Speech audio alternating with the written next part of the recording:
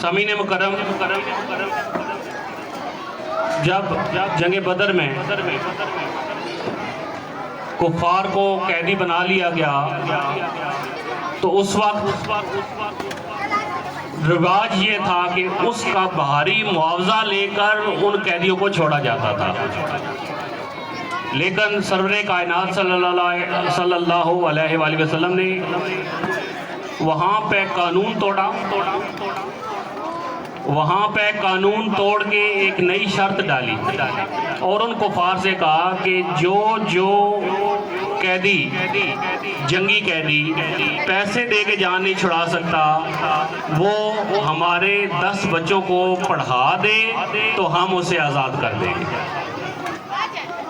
اب یہ جو واقعہ ہے، اگر اسے ہم غور کریں تو ایک تو علم کی عظمت ظاہر ہوتی ہے کہ جنگی قیدیوں سے کہا کہ آپ پڑھا دیں۔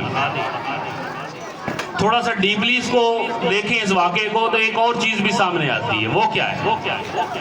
وہ یہ ہے کہ ہم دیکھیں کہ ان کفار نے جو ہمارے بچوں کو پڑھانا تھا، کیا وہ خود اللہ پر ایمان رکھتے تھے؟ نہیں۔ کیا وہ کلمہ گو تھے؟ نہیں، وہ تو کفار تھے۔ پھر انہوں نے کیا ہمارے بچوں کو ناظرہ قرآن پڑھانا تھا، مسلمانوں کے بچوں کو؟ نہیں، وہ تو خود کفار تھے۔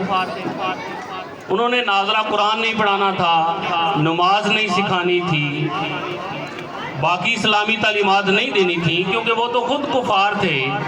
تو ان سے یہ شرط رکھی کہ آپ ہمارے بچوں کو 10 بچوں کو پڑھا دیں اور ہم